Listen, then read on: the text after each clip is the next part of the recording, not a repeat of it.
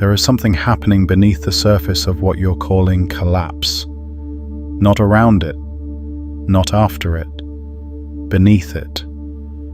And what's hidden there has been waiting for your awareness to reach this exact depth. You didn't find this video by accident. Something in you already knows that what's breaking apart around you isn't what it looks like from the surface.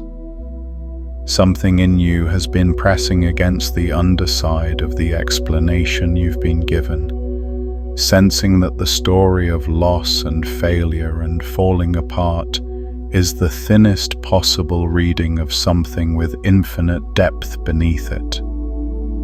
You clicked because that sensing is real. Because some part of you already knows that the surface version of what's happening to you is not the whole truth.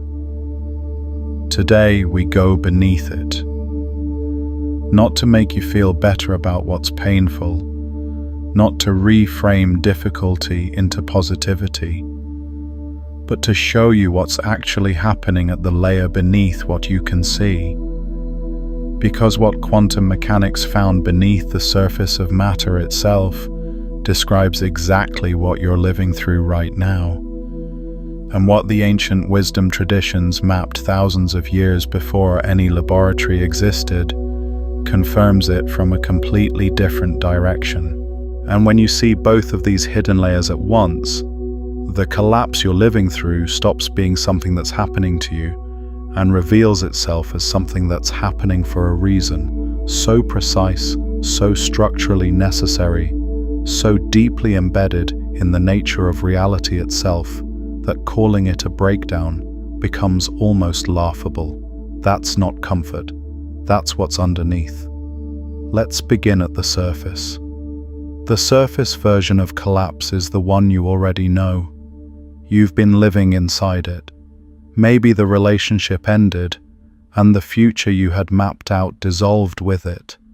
Maybe the career that defined your identity for years suddenly stopped making sense, stopped feeling real, stopped being something you could perform without feeling the falseness of every motion. Maybe it's more subtle than that. Maybe it's the creeping recognition that the life you've been living, the one that looks functional from the outside, the one that has all the right elements arranged in all the right places, somehow doesn't fit anymore. Like a house you built to someone else's blueprint. Everything is structurally sound. Nothing is yours. Or maybe it came all at once. Multiple structures failing simultaneously. The relationship and the career and the sense of purpose and the identity you'd spent a decade assembling, all of it beginning to crack at the same time, from no single identifiable cause, as if the ground beneath everything shifted at once. The surface explanation for this is familiar. You're going through a hard time. You're stressed. You're experiencing loss. You need to grieve what ended, stabilize what remains, rebuild what fell. The surface prescription is equally familiar. Manage the symptoms. Apply the tools that have worked before. Make the lists. Set the goals. Find the frameworks. Push through. And if you're here, it's probably because you already tried that. And it didn't work. Not because you did it wrong. Because you were applying surface level tools to something that wasn't happening at the surface. Peel back that understanding and look at what's underneath.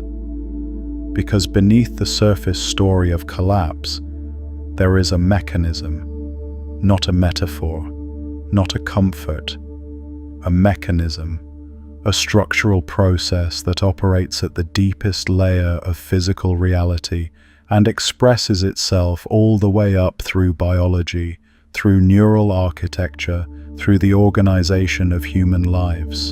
And once you see this mechanism, once you understand what it actually is and why it works the way it works, The collapse you're experiencing stops being a problem to be solved and reveals itself as a process to be navigated. And those are completely different things. Here's what's hidden beneath the explanation you were given. Every piece of matter you have ever touched, every object in the room you're sitting in right now, every cell in your body, every thought moving through your neural architecture at this exact moment, all of it exists at the surface of something that behaves nothing like what you see. Beneath the solid, definite, fixed surface of matter, there is a quantum layer where the rules of classical reality don't apply, where things are not fixed, where things are not definite, where the very concept of a single determined outcome is replaced by something that should have permanently altered how humanity understands itself.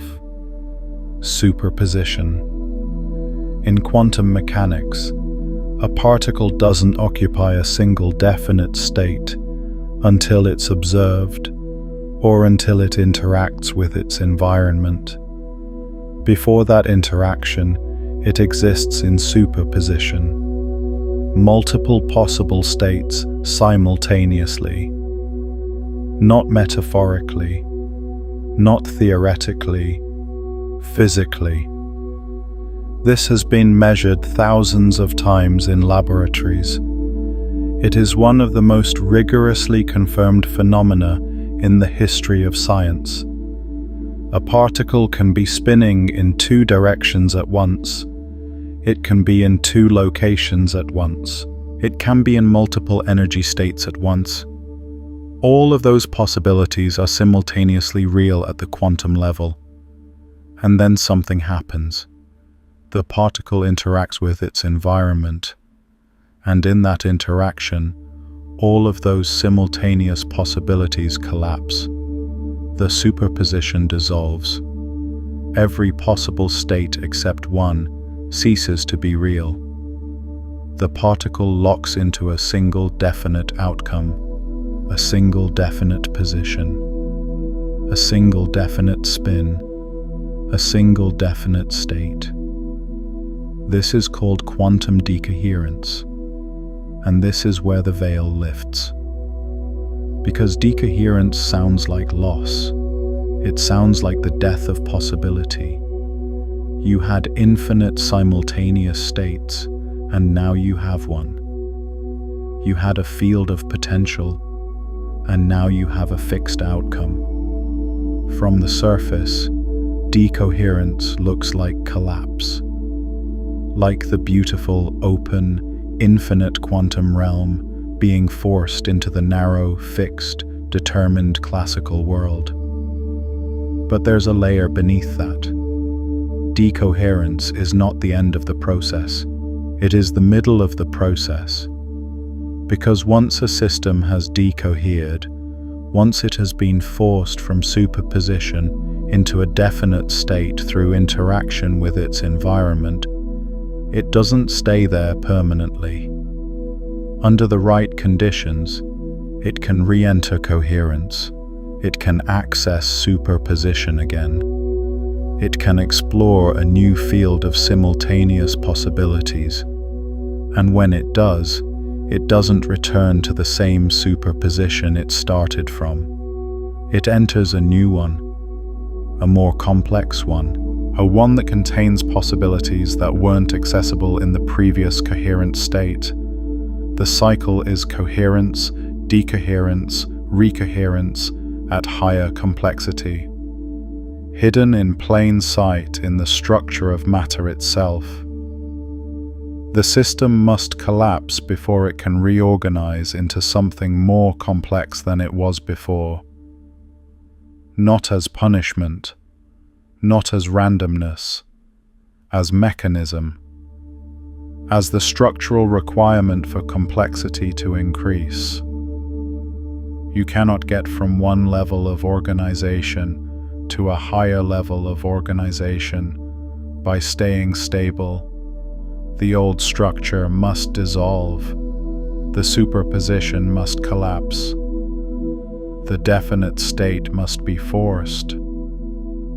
And then, in the space between the old coherence and the new coherence, in the gap that feels like chaos and disintegration and loss, the system explores new configurations, new possibilities that the previous structure could never have contained.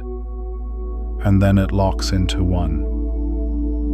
And what it locks into is more complex than what it was before the collapse.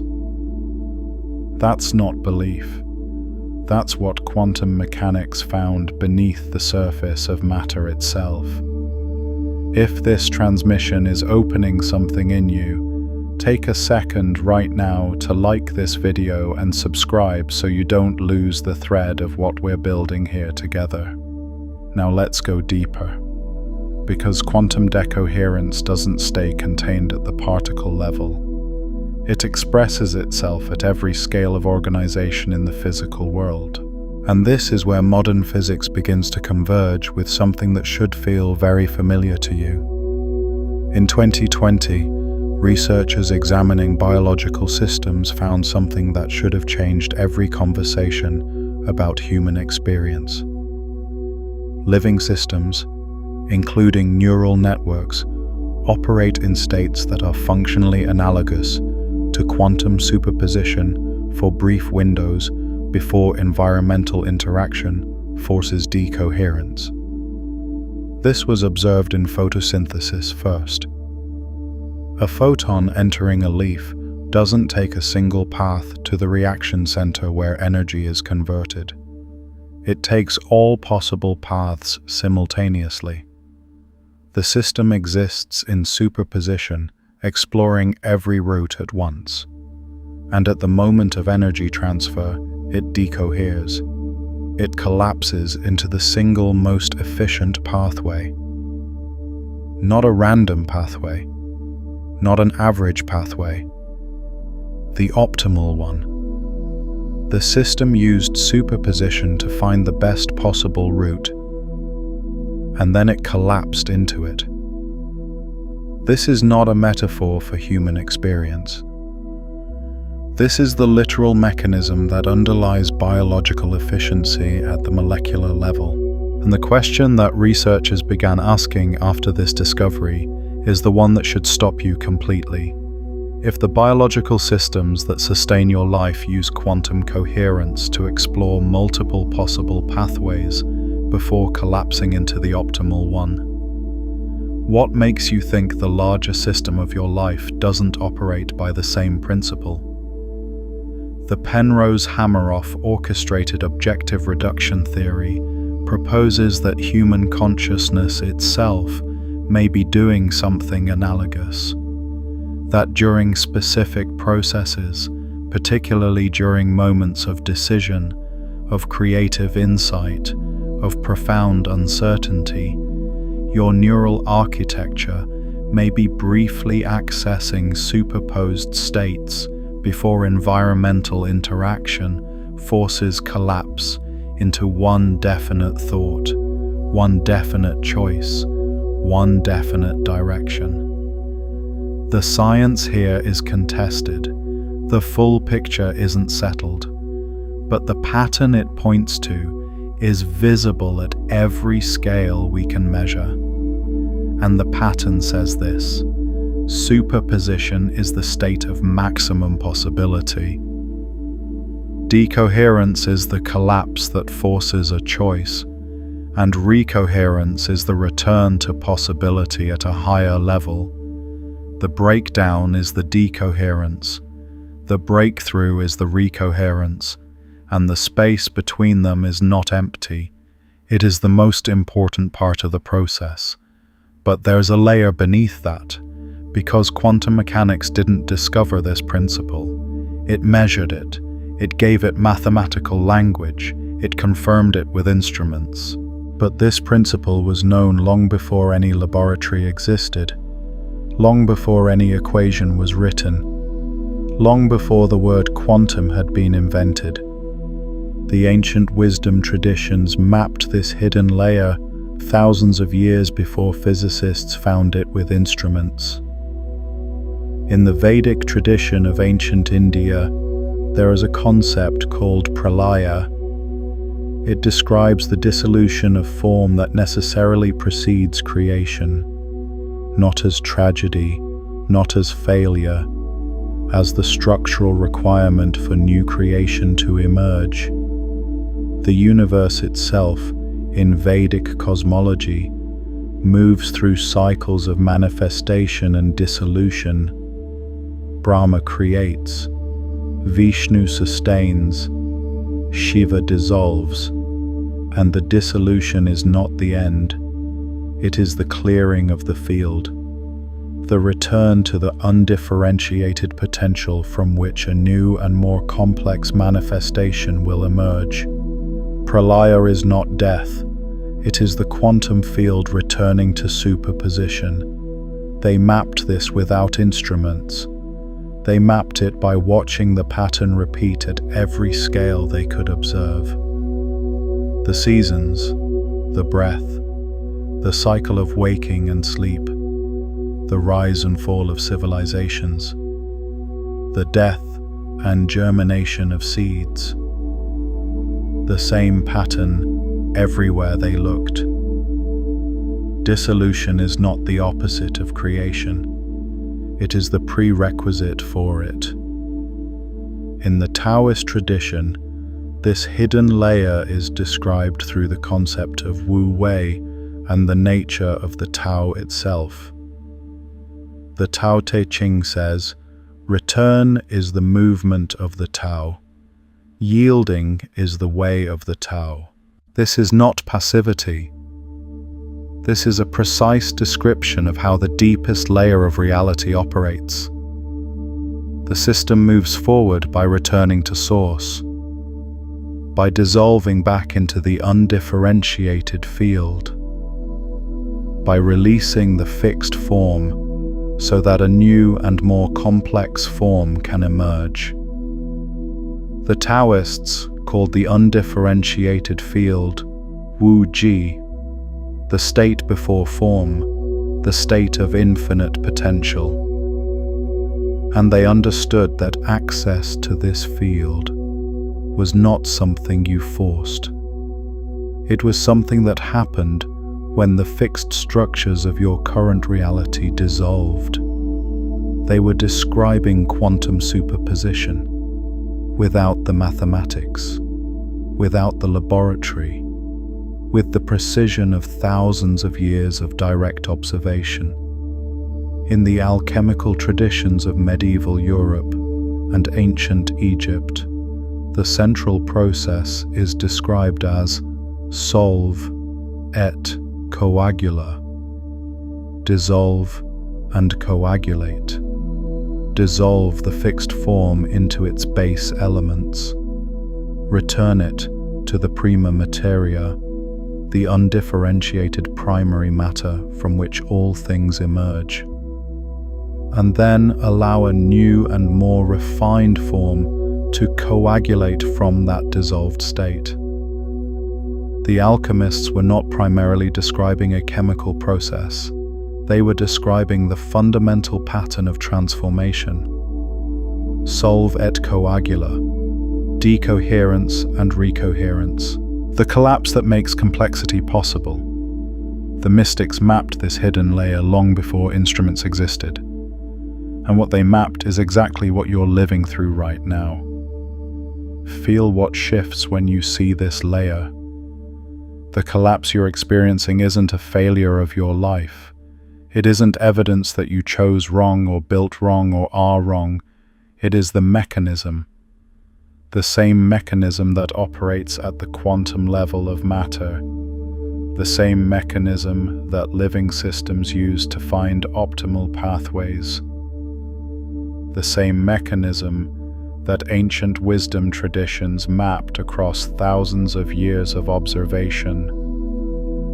The collapse is the decoherence, the dissolution of the fixed structures of your current configuration, the forced reduction from the complex arrangement you'd built to something closer to the undifferentiated field, to the quantum superposition of what you could become.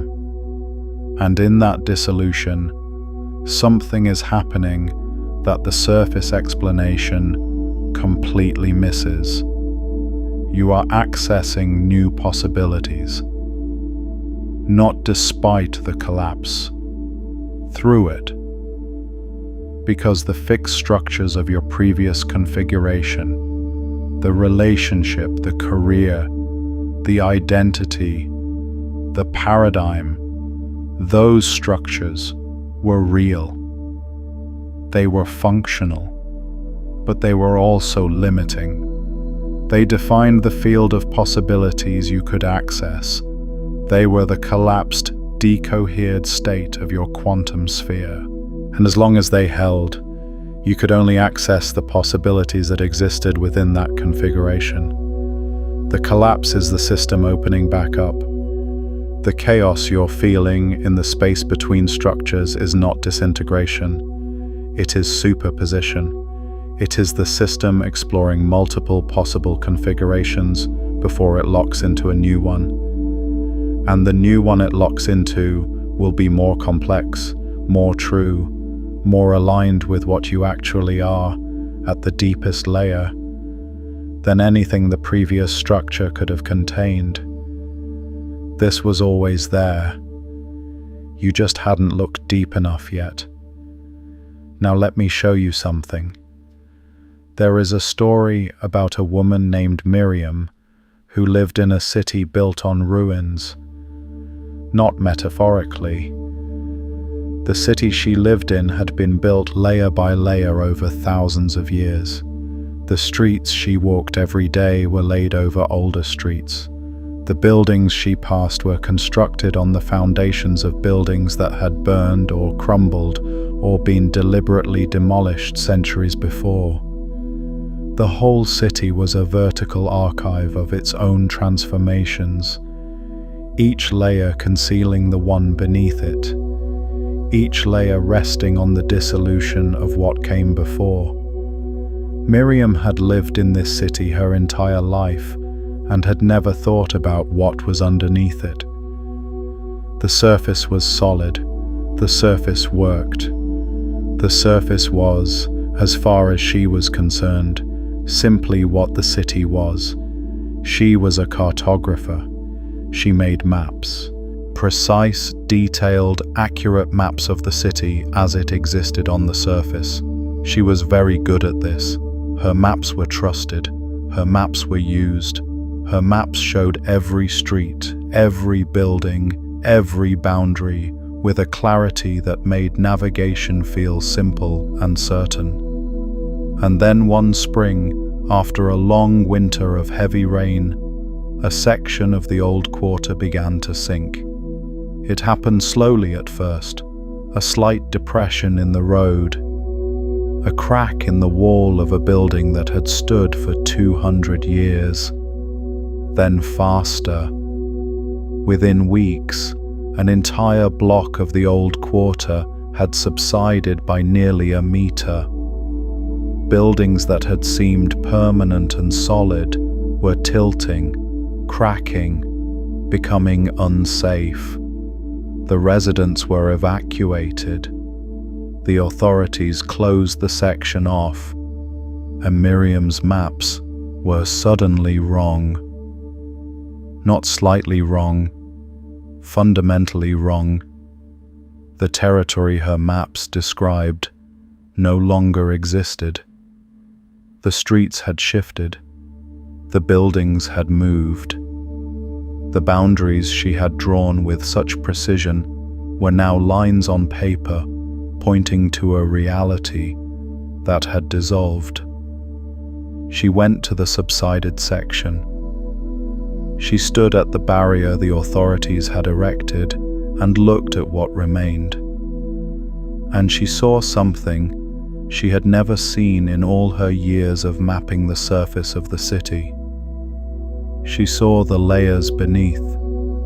The subsidence had exposed them. The sinking of the modern surface had revealed the ruins beneath it, older streets, the foundations of buildings that had stood centuries before, and beneath those, older still, stone walls from a period before the city had been the city, the ruins of something that predated everything she had ever mapped.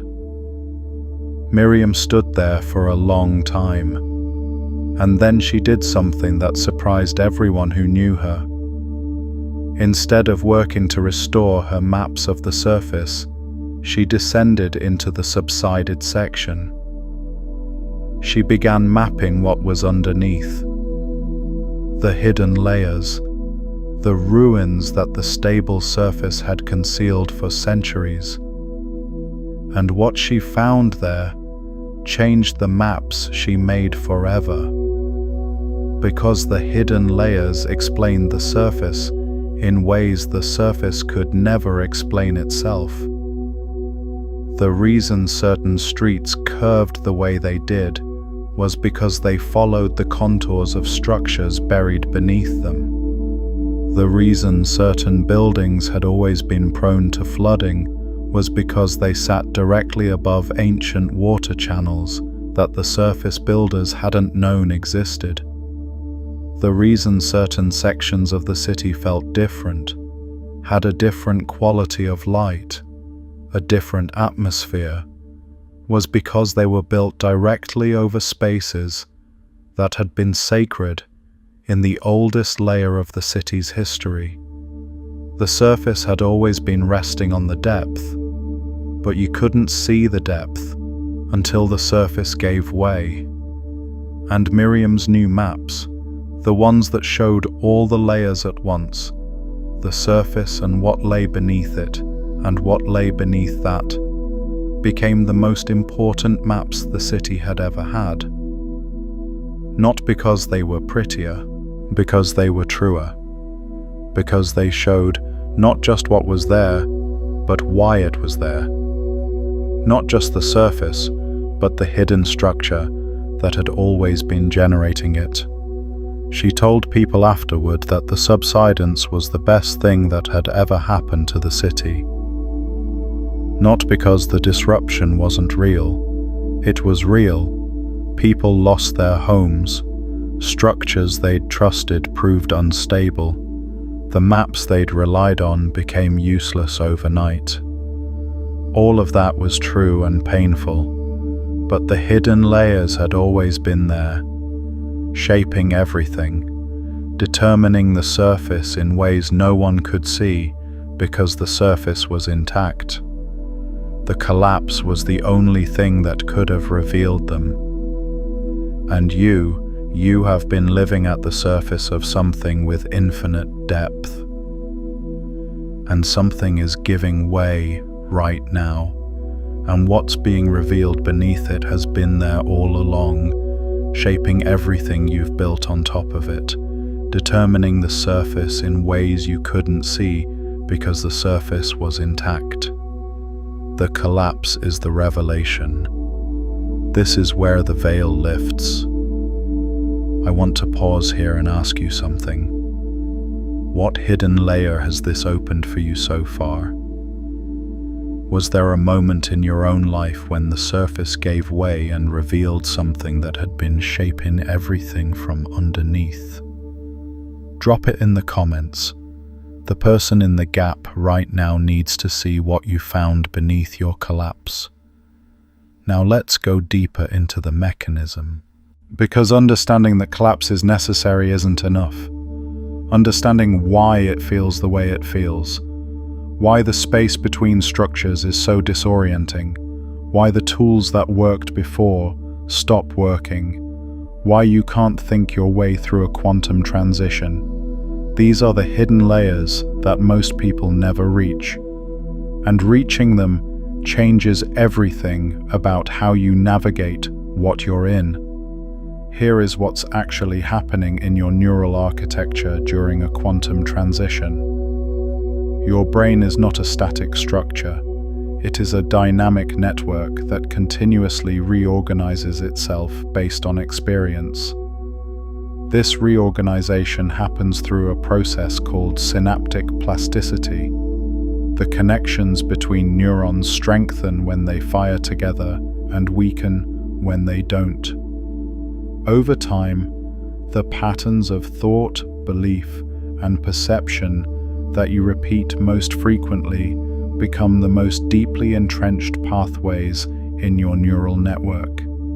They become, in a very literal sense, the default routes your consciousness travels.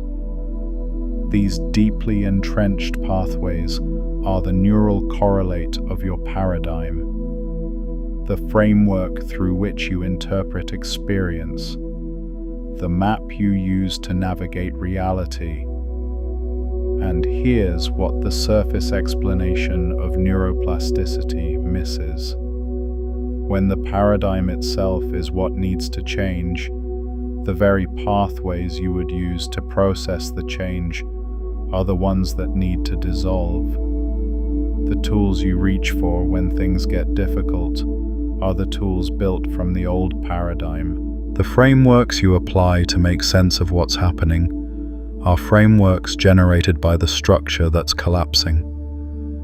You cannot think your way out of a paradigm collapse using the thinking patterns of the paradigm that's collapsing.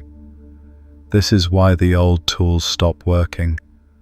Not because you've lost your capacity, because you're trying to navigate a transition using a map of the territory you're leaving. The map isn't wrong. You're just not in that territory anymore. And the space between the old paradigm and the new one, the gap between the collapse of the old neural architecture and the formation of the new one, that space has a very specific quality. It feels like confusion, like inability to think clearly, like the absence of the competence you used to have, like being lost in a landscape you don't recognize, with no map and no compass. That's not cognitive failure. That's superposition. That's your neural system in the state between fixed configurations, exploring new possible pathways before it locks into a new architecture. The confusion is not the absence of intelligence. It is intelligence operating at a layer below the one you're used to accessing, below the layer of the fixed paradigm, at the layer of raw potential, at the layer where new structures are being assembled from the dissolved elements of the old ones. The ancient Taoists had a word for this state: Hundun, primordial chaos. Not chaos as disorder. Chaos as the undifferentiated field from which order emerges.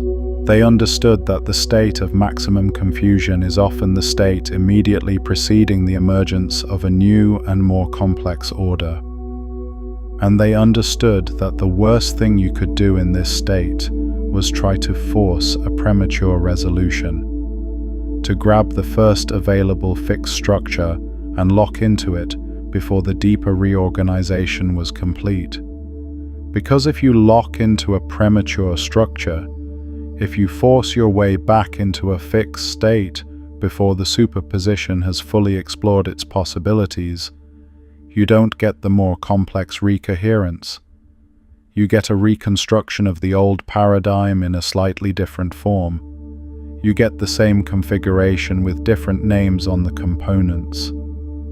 And within a few years, the same collapse happens again, because the deeper reorganization that needed to happen never completed. The surface tells you one thing. The depth tells you the opposite. The surface says, get stable as fast as possible. The depth says, stay in the field long enough for the new structure to emerge from the full range of possibilities, not from the first available approximation of the old one. This is the hardest part of a quantum transition, not the collapse itself, the gap, the space between the collapse and the recoherence. the period where you're in superposition and everything in you wants to force a definite state, wants to know what comes next, wants to have a plan, wants to be able to tell people, including yourself, that you're okay, that you know what you're doing, that you have a direction. But here's what's hidden in that gap. The gap is not empty. The gap is full.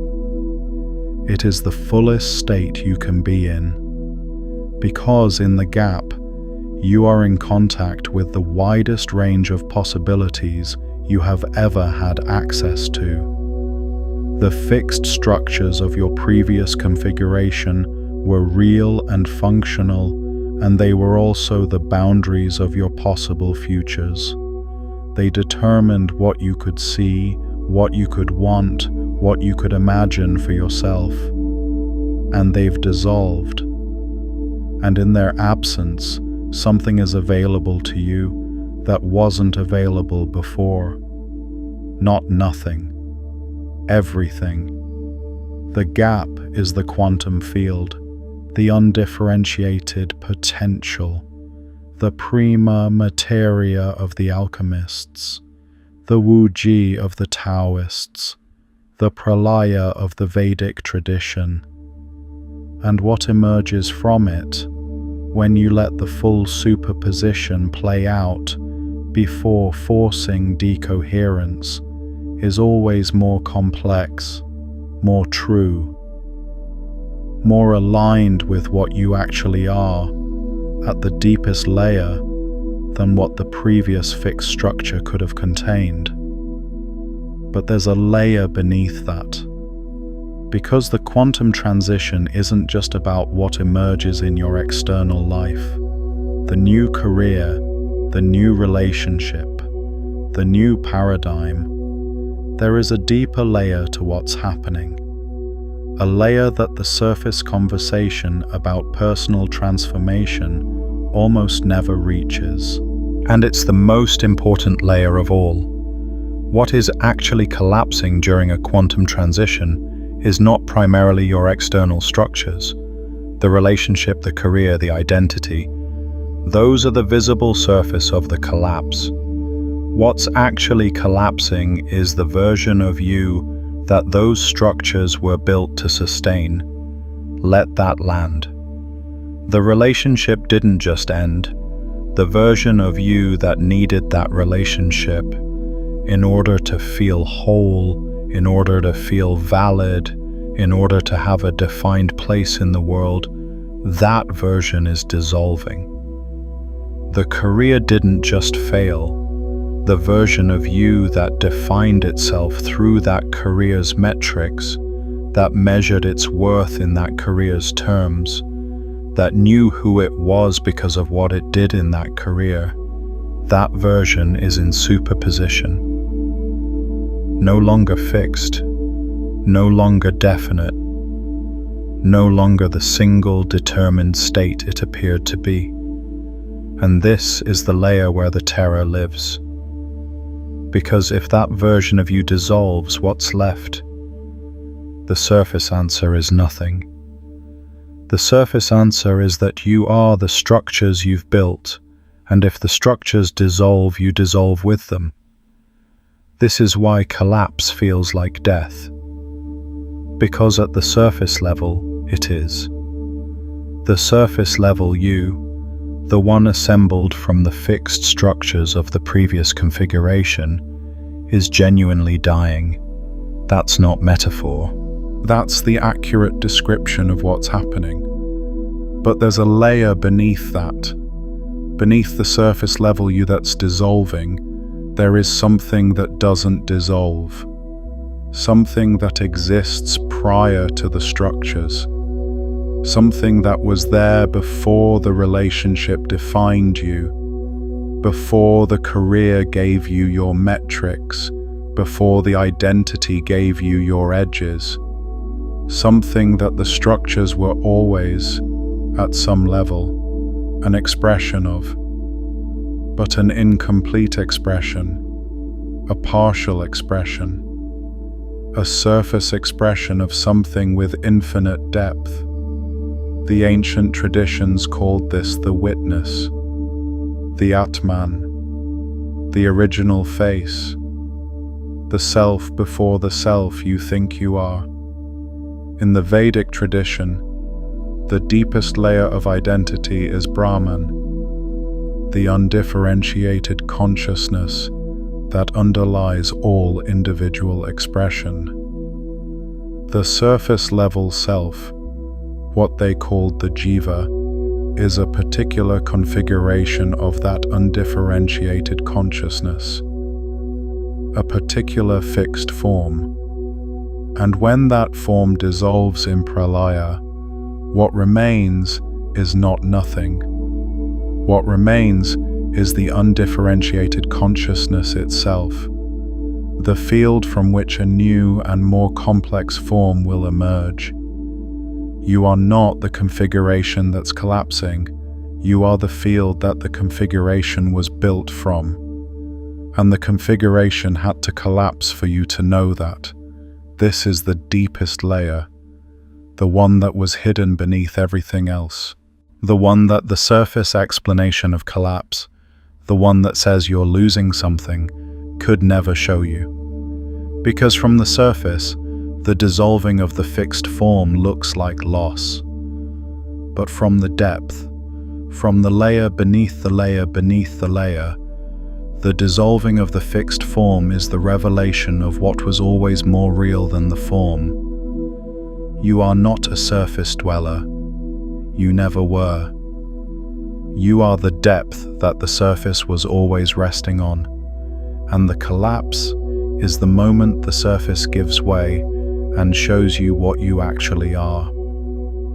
Now, I want to offer you something that isn't intellectual, something that moves from understanding into direct experience.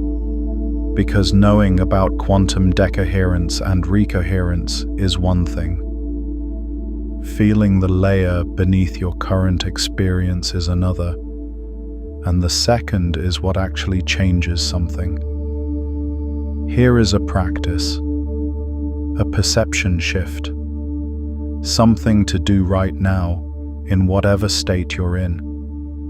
Find something in your immediate environment that appears completely solid and fixed. A wall, a table, the floor beneath you, something that seems to perfectly embody the classical reality of definite, fixed, determined states. Something that represents, in physical form, the kind of certainty you wish you had right now.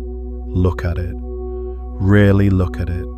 Now know this. What you're seeing is the surface, the thinnest, outermost layer of what that object actually is. Beneath the surface you can see, beneath the solid appearance, the atoms that compose that object are almost entirely empty space. The nucleus of each atom is so small relative to the size of the atom that if you expanded an atom to the size of a football stadium, the nucleus would be a grain of rice at the center. Everything else, the vast majority of the atom, is empty space. And within that empty space, the electrons that orbit the nucleus don't exist in definite positions. They exist in probability clouds, regions where they are more or less likely to be found, until you look, until you interact with them, and then, in the interaction, they collapse into a definite position. But only for that moment, only for that interaction. The rest of the time, they are superposition. They are possibility. They are the quantum field expressing itself as the appearance of solid matter. The solid wall you're looking at is not solid.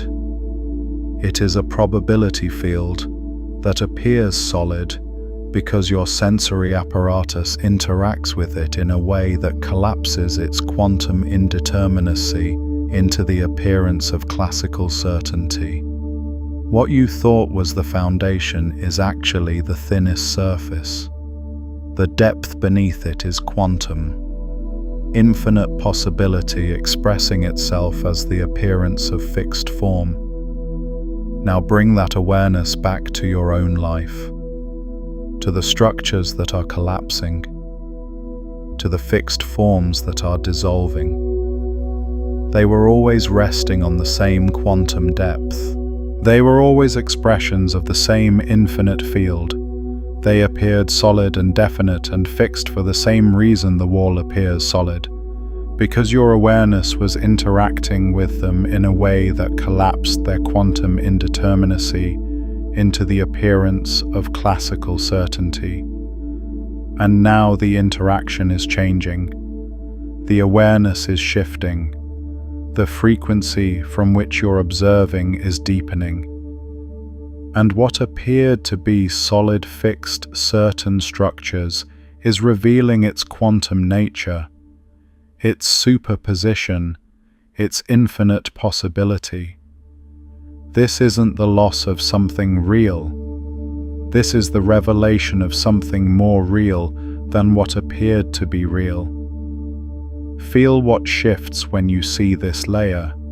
Let's go deeper still. Because there is a question that lives beneath everything we've explored so far. A question that most conversations about quantum transitions never reach. And it's the question that, when you answer it from the depth rather than the surface, changes your entire relationship to what you're experiencing. Why now?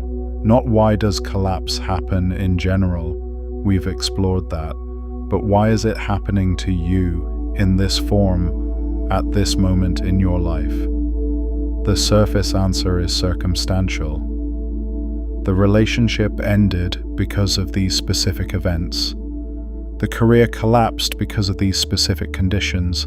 The identity dissolved because of these specific pressures. The surface answer is a story of causes and effects, of things that happen to you, of external forces acting on your life. But there's a layer beneath that. In quantum mechanics, decoherence doesn't happen randomly. It happens when a system reaches a threshold of interaction with its environment. When the entanglement between the system and its environment reaches a critical density. When the quantum correlations that maintained the coherent state become too complex to sustain without collapsing. Decoherence happens when the system has reached the limit of what the current coherent state can contain. Not before, not after, exactly when.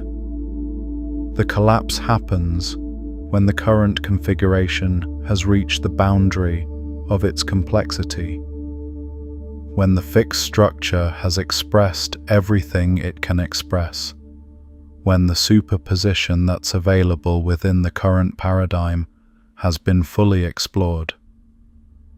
When continuing to maintain the coherent state would require the system to become something that the current structure cannot accommodate. The collapse happens when you've outgrown the current configuration, not in the sense of being better than it, in the sense of being more than it can contain. The ancient traditions understood this with a precision that should stop you. In the Kabbalistic tradition, the concept of Tzimtzum describes the contraction of the infinite light, the Ein Sof, to create space for finite creation. But this contraction is not permanent. The vessels created to contain the divine light, the kelipot, can only hold a certain amount before they shatter. The shattering of the vessels, what the Kabbalists call Shevirat HaKelim, is not a failure of creation. It is the necessary step before Tikkun, the repair and elevation of the vessels into forms that can contain a greater light than before. The vessel you've been living in has shattered because it reached the limit of what it could contain. Not because it was wrong, because you grew beyond what it could hold. And the shattering is the prerequisite for the creation of a vessel that can contain the greater light that you've become. The mystics mapped this hidden layer long before instruments existed, and what they mapped is the answer to why now. Because you are ready. Not ready in the sense of being prepared and comfortable and certain. Ready in the sense of having reached the edge of what the current configuration can contain. Ready in the sense that the quantum coherence of your current life has reached its maximum complexity, and the only direction available is through decoherence into a superposition that contains possibilities the previous structure never could. The collapse is not happening to you. It is happening through you. It is the expression of your own growth pressing against the boundaries of the structure that can no longer contain it. This was always there, you just hadn't looked deep enough yet. Now let me show you the signs. Because if you're watching this, you're probably somewhere in the middle of this process. And the middle is the hardest place to navigate. Because in the middle, you can't see where you started from clearly enough to understand what you've left behind. And you can't see where you're going clearly enough to understand what you're moving toward. You're in the gap, in the superposition, in the space between structures. And there are specific signatures of this state that, once you recognize them, stop feeling like symptoms of something wrong and reveal themselves as markers of exactly where you are in the process. The first signature is the failure of previously effective tools. When you're in a quantum transition, the strategies, frameworks, and approaches that worked in the previous configuration stop working, not because they were bad strategies, because they were strategies built for navigating within the previous paradigm. And you're no longer in that paradigm, you're in the space between paradigms. And the tools of the old paradigm are the wrong tools for navigating that space. This is often the first sign that something deeper than a surface problem is happening. When you find yourself applying everything you know how to do and nothing is working, it's not evidence of your failure. It's evidence that you're no longer in the territory your tools were built for. The second signature is simultaneous destabilization across multiple domains. A quantum transition affects the entire system, not just one component of it.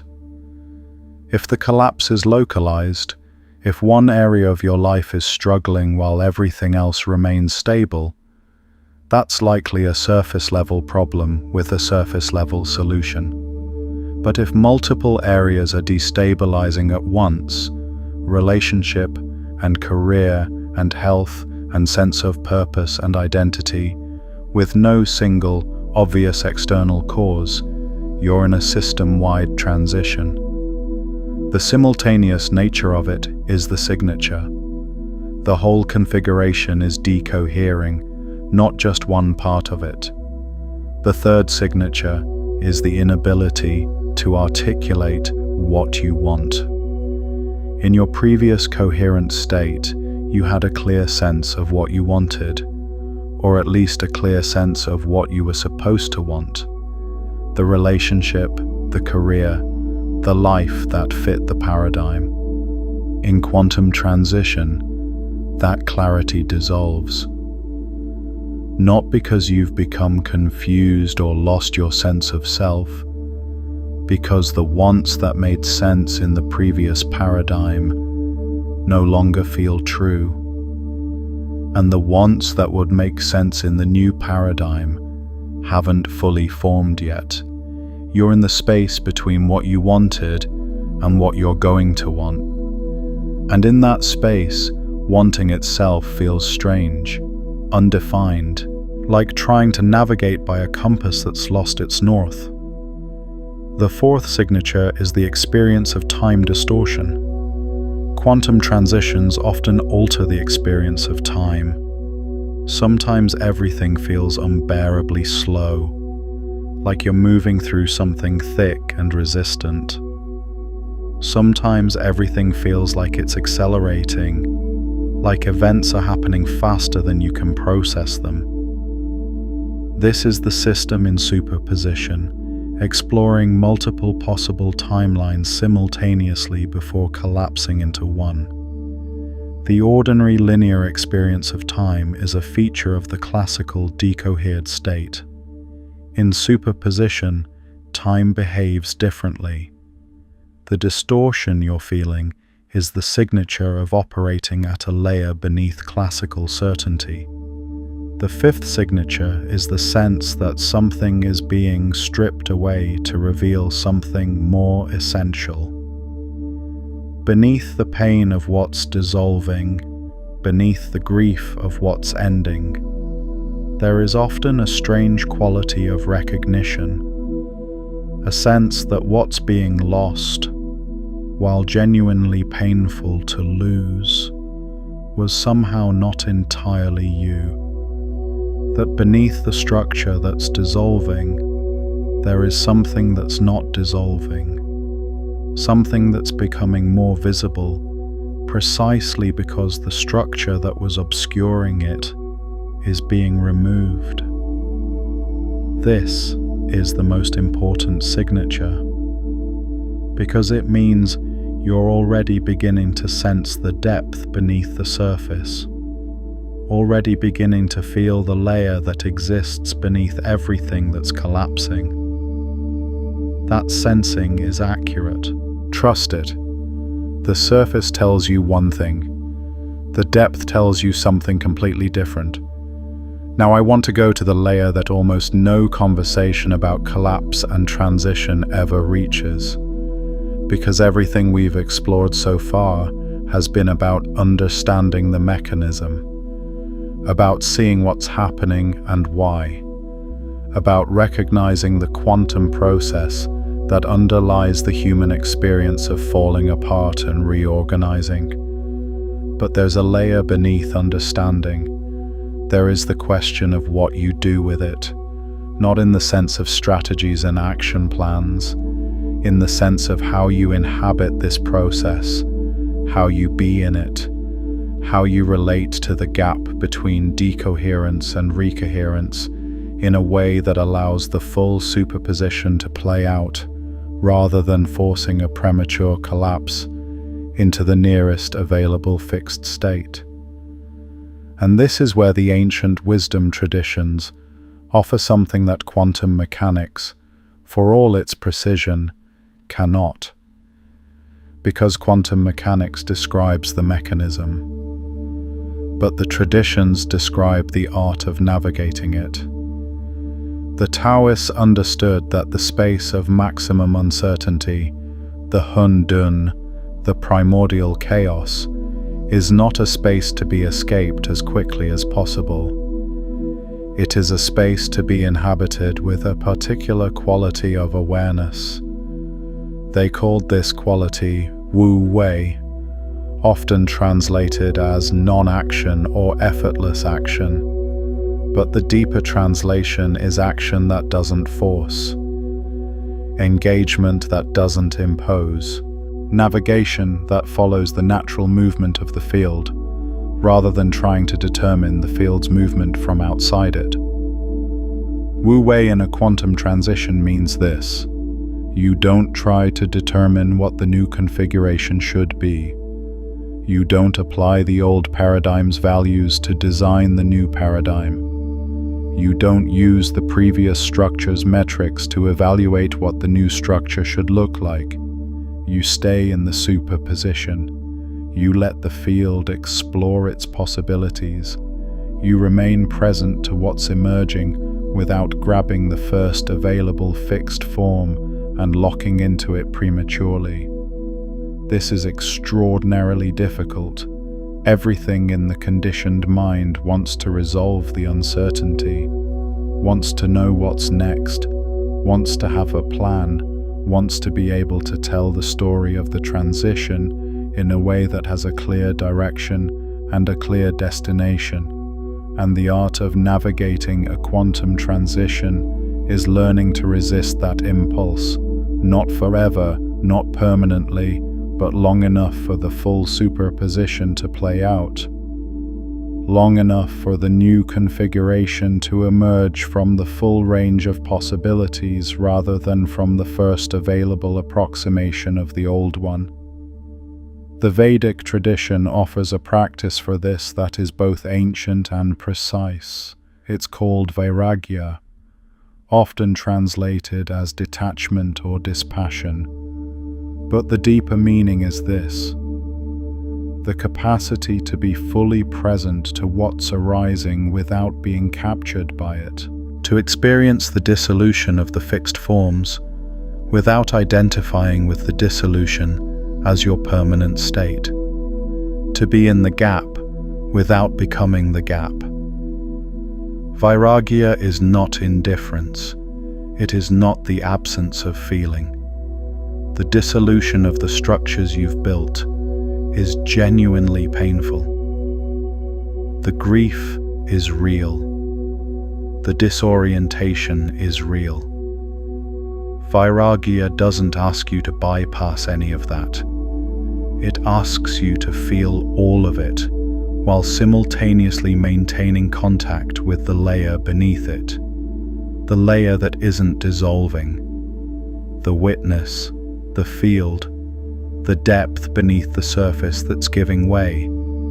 This is the art, feeling the surface collapse fully while staying rooted in the depth that the collapse is revealing.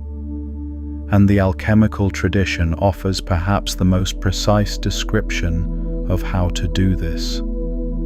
The alchemists called it the nigredo, the blackening, the stage of the alchemical process where the prima materia, the raw material of transformation, is subjected to the most intense heat, where it blackens, where it appears to be destroyed, where every fixed form it had is dissolved. And the alchemists were very clear about what the practitioner must do during the nigredo. Nothing. Not nothing in the sense of passivity, nothing in the sense of not interfering with the process. The nigredo must complete. The blackening must run its full course. The dissolution must be total. Because any attempt to interrupt the process, to preserve some portion of the old fixed form, to rescue something from the dissolution, results in an incomplete transformation. The new gold that should emerge from the completed nigredo cannot emerge from an incomplete one. The partial dissolution produces only a partial transformation. Stay in the blackening, let it complete. Trust the process beneath the process. This is the hidden layer of wisdom that the surface conversation about resilience and recovery never reaches. The surface conversation says, get through it as fast as possible, minimize the damage, stabilize as quickly as you can, find solid ground. The depth says the opposite. Let the dissolution complete. Stay in the superposition. Don't force decoherence into the first available fixed state.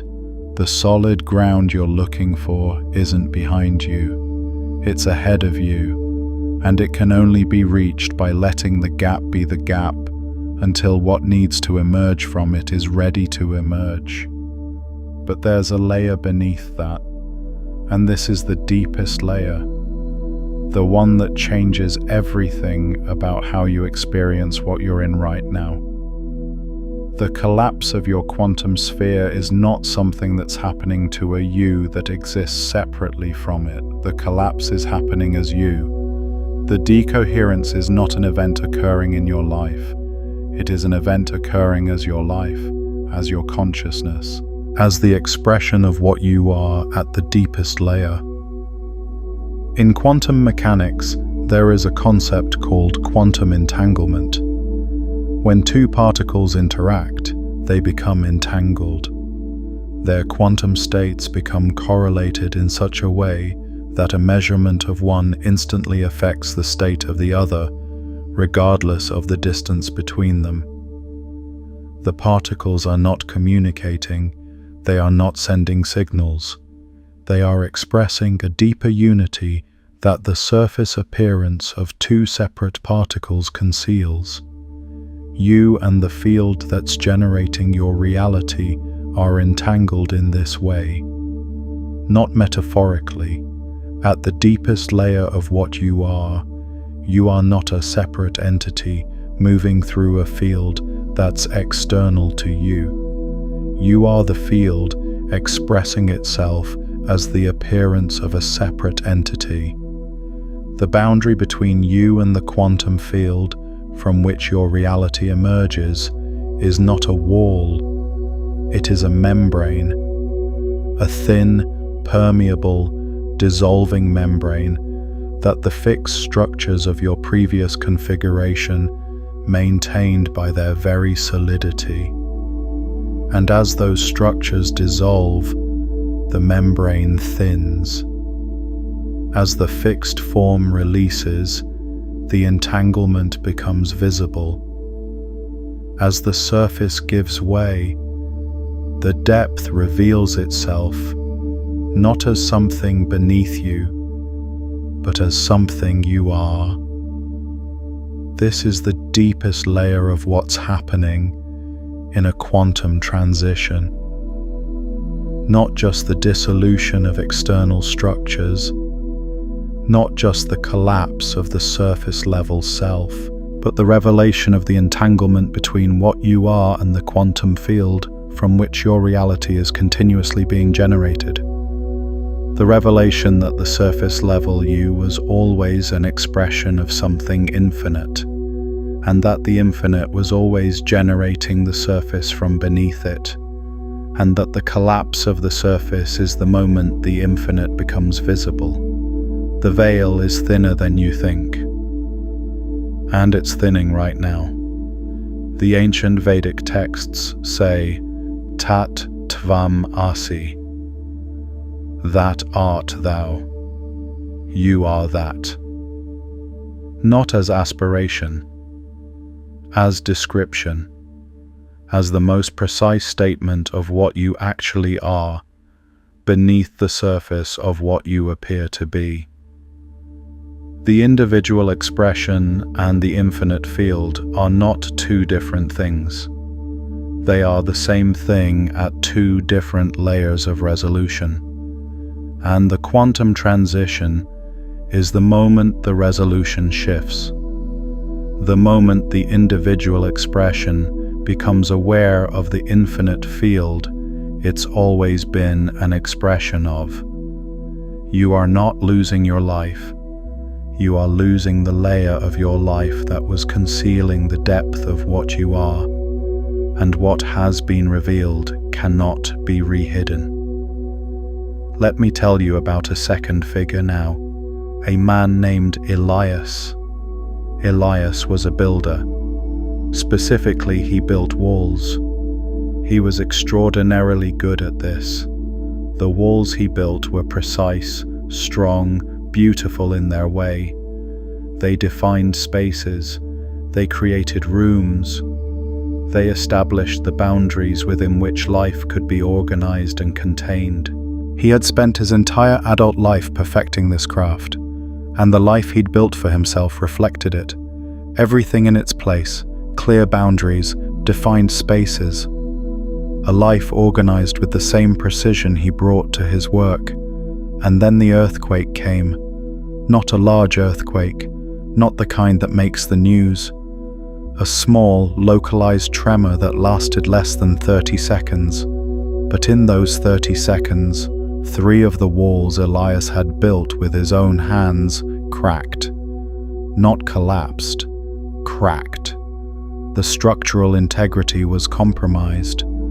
The walls still stood, but the cracks ran through them like lines of questioning, like the walls themselves were asking whether they should still be where they were.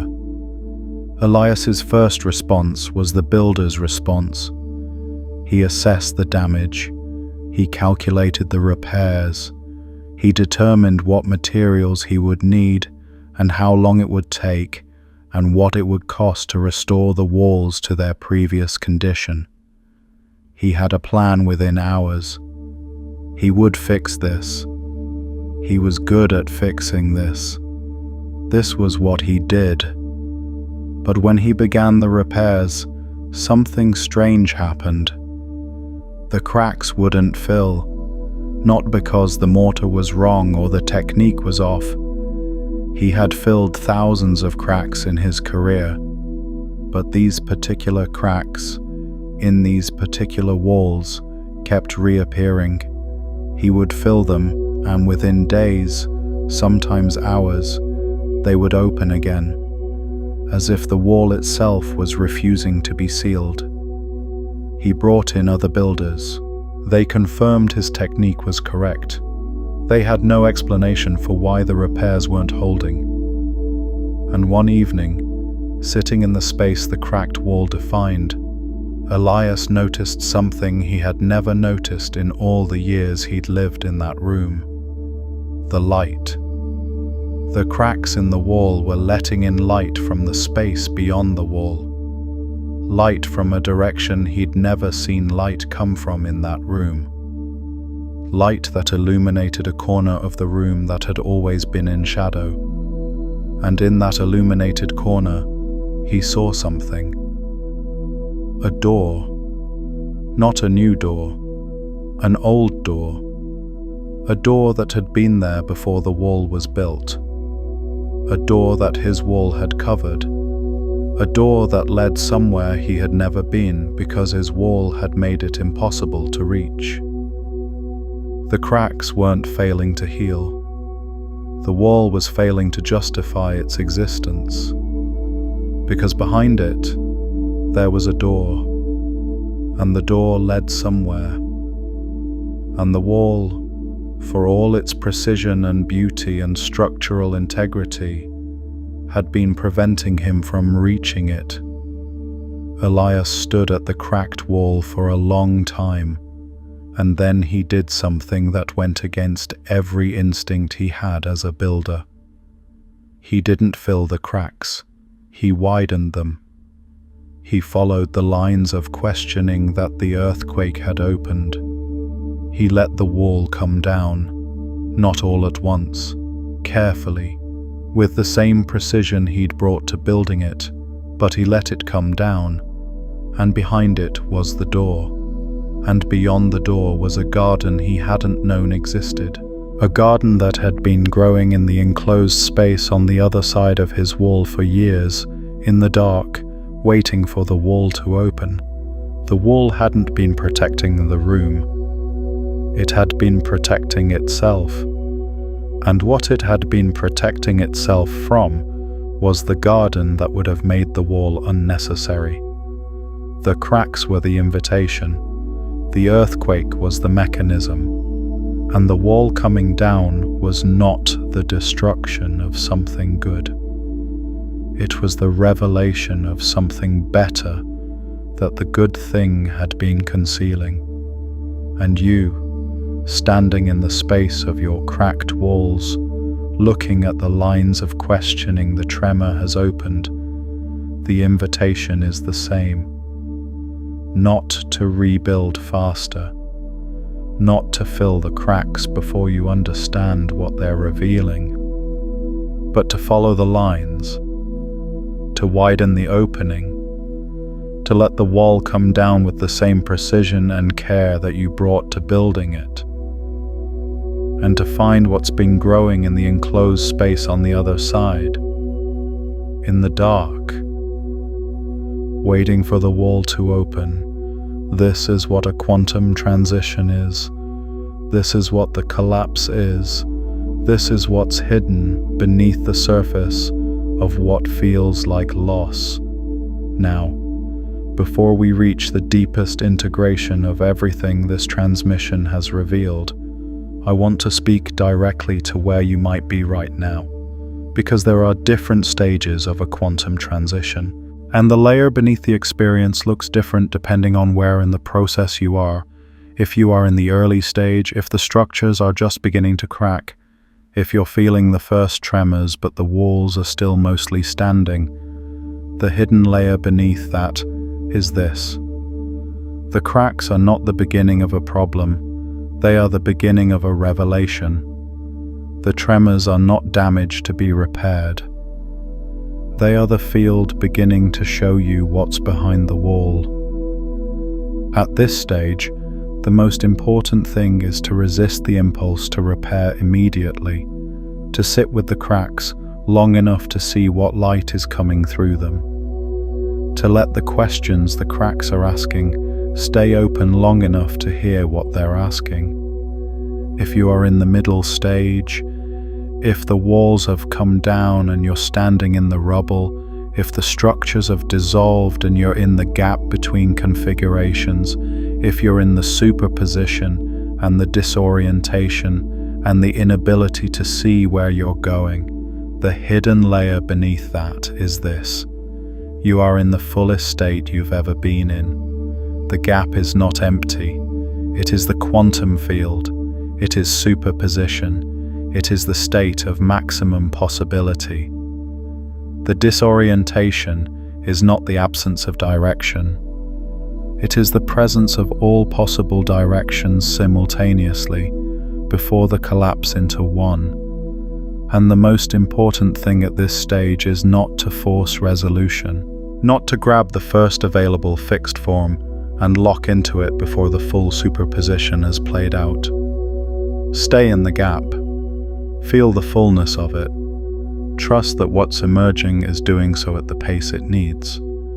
The new structure can't be designed from within the old paradigm. It emerges from the field, and the field needs the gap to work in.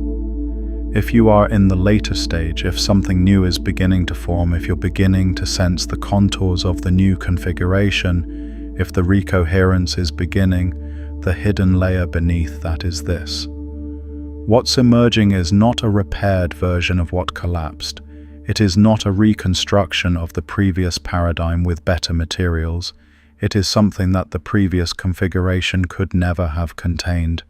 Something that was only possible because the old structure dissolved completely enough for the field to form something genuinely new. Honor the difference.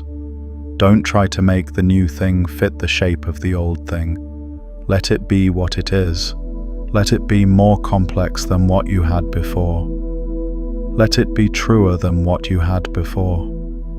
Let it be the more complete expression of what you actually are that the previous structure was always a partial approximation of.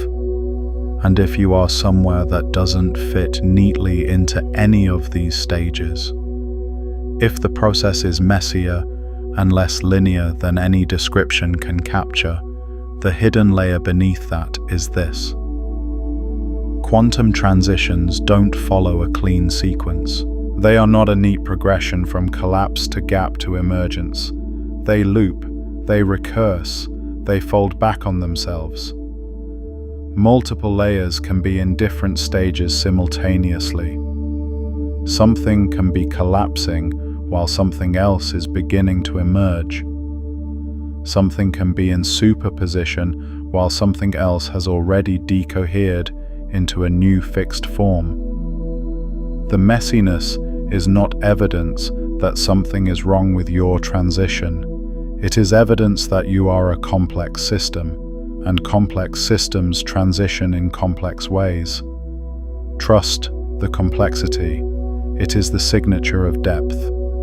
Now, let's bring all of these layers together, because the purpose of lifting each veil is not to accumulate understanding. It is to arrive at the integration that changes how you inhabit your experience. the integration that makes it impossible to look at what you're going through the same way again. Here is what we have found beneath the surface. Beneath the story of collapse, there is a mechanism. The quantum process of decoherence and recoherence that operates at the deepest layer of physical reality and expresses itself at every scale of organization, including the scale of your life. Beneath the mechanism, there is a pattern. The same pattern that ancient wisdom traditions mapped across thousands of years of direct observation, pralaya and creation, solve et coagula, wuji and manifestation, shevirat ha kelim and tikkun. The dissolution of fixed form is always the prerequisite for the emergence of more complex form. This is not a metaphor. It is the fundamental operating principle of reality at every layer we can observe. Beneath the pattern, there is a truth about identity. What's collapsing is not you. What's collapsing is a configuration that you outgrew. A vessel that reached the limit of what it could contain. And beneath the configuration, beneath the vessel, beneath the fixed form that's dissolving, there is something that doesn't dissolve. The field, the witness, the depth that the surface was always resting on, the infinite that the finite was always an expression of. And beneath the truth about identity, there is the deepest layer, the entanglement, the recognition that you and the field generating your reality are not two separate things, that the collapse of the surface is the thinning of the membrane between the individual expression and the infinite field, that what the collapse is revealing, if you can stay in it long enough to see, is not the absence of what you were. It is the presence of what you actually are. You are the depth. You have always been the depth. The surface was the thinnest layer of what you are, and it had to give way for you to know that. The veil is thinner than you think, and now you can see through it. This is the integration principle. Write it somewhere. Let it be the layer beneath every experience of collapse you encounter from this moment forward. The collapse is the mechanism. The gap is the field. The emergence is the revelation. And what's being revealed was always more real than what appeared to be real. You are not a surface dweller. You see the depth now. And because you're watching this, because you found your way to this transmission at this exact moment in your experience, I want to ask you something directly. What hidden layer did this open for you? Not what you understood intellectually. What shifted beneath the surface of your understanding? What did you feel when the veil lifted? What do you see now that you couldn't see before you began watching? Leave it in the comments. Not because sharing is obligatory, but because the community that gathers in this space is a community of depth seekers. People who refuse to stop at the surface explanation. People who press beneath the story they've been given until they find the layer that changes the meaning of the story. And what you saw in this transmission, what layer opened for you, what hidden truth became visible, that is worth saying. Because someone else is in the gap right now. Someone else is in the superposition. Someone else is standing in the rubble of their walls looking at the door they couldn't see before. And what you found beneath the surface of your experience might be exactly the layer they need to see to understand what's happening in theirs. Type this if it landed for you. Type, I see beneath the collapse now. because that's not a declaration of having arrived anywhere. It's a declaration of orientation, of choosing to look at what's hidden rather than stopping at what's visible, of being someone who lifts the veil rather than accepting the surface. And if this transmission opened something for you that someone in your life needs right now, share it with them. When you share this with someone who is standing at the surface of their own collapse, you give them access to a layer they could sense, but couldn't reach alone. You create shared depth between two fields of consciousness. And that shared depth strengthens both. The veil lifts for them, and in lifting it for them, it lifts further for you. Stay with what was revealed in this transmission, not as information to be filed and forgotten, as a new layer of perception to be inhabited.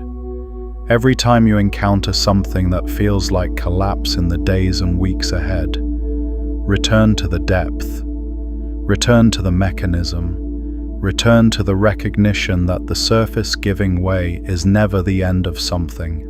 It is the revelation of what was always beneath it. And if you want to go even deeper into this, return to this transmission in a quiet moment, early morning before the surface noise rises, or in the stillness before sleep, when the deeper layers are most accessible. The words will land differently the second time. They always do when the surface is quieter.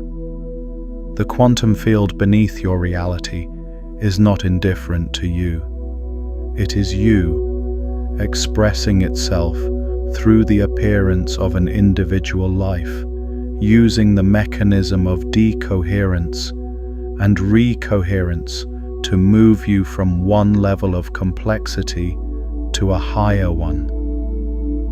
The collapse is not punishment, it is precision.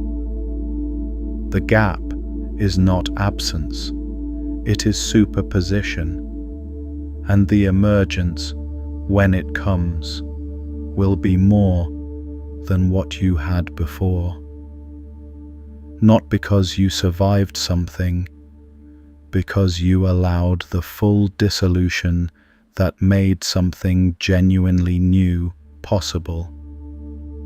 Welcome to what was always beneath everything. The veil you just passed through cannot be replaced. What has been revealed cannot be re-hidden.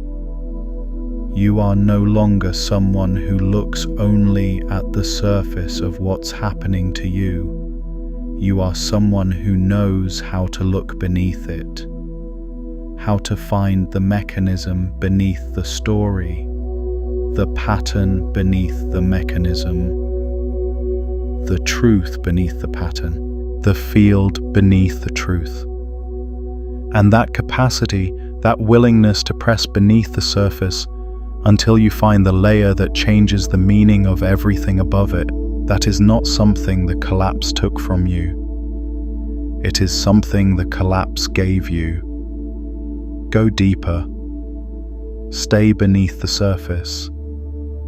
And know that what you find there has always been waiting for your awareness to reach this depth.